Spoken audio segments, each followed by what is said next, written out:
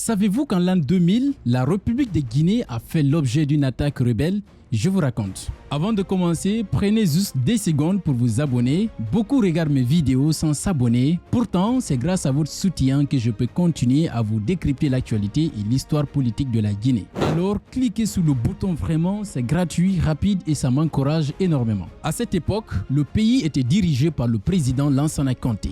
Tout semblait relativement calme à l'intérieur, mais la Guinée se trouvait au cœur d'une région troublée. Ses voisins, le Libéria et la Sierra Leone, vivaient des guerres civiles extrêmement violentes. Ces conflits menés par les mouvements rebelles en Sierra Leone ou les forces de Charles Taylor au Libéria ne sont pas arrêtés aux frontières.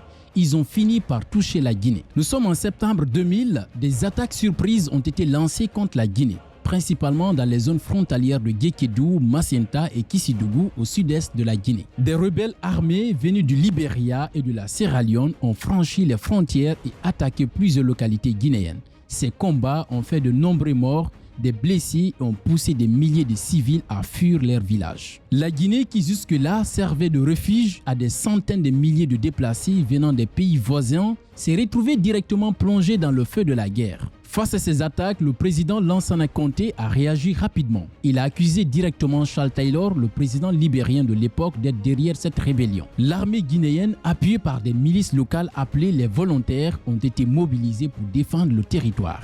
Les combats ont été intenses, notamment autour de Guékédou, une ville stratégique proche des trois frontières. Grâce à la mobilisation militaire et au soutien populaire, les forces guinéennes ont réussi à repousser les rebelles après plusieurs mois de tensions et de batailles sanglantes. Ces attaques ont marqué profondément la Guinée.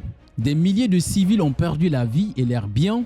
Des réfugiés déjà installés dans le pays ont été accusés parfois d'avoir aidé les rebelles, ce qui a créé un climat de méfiance. L'économie des régions frontalières a été détruite. Mais cette guerre a aussi renforcé le sentiment national. Beaucoup de Guinéens se sont rassemblés derrière l'armée pour défendre le pays. L'an 2000 reste donc une année sombre de l'histoire récente de la Guinée. C'est où le pays a été attaqué par des rebelles venus de ses voisins en guerre. Mais c'est aussi l'année où, malgré les pertes et les douleurs, la Guinée a montré sa capacité de résistance. Et vous, est-ce que vous vous souvenez de ces événements? Laissez vos témoignages en commentaire, surtout ceux qui vivaient à Guékédou ou dans les environs à cette époque. Votre parole compte. Et n'oubliez pas, abonnez-vous pour ne rien rater des prochaines vidéos sur l'histoire politique de la Guinée.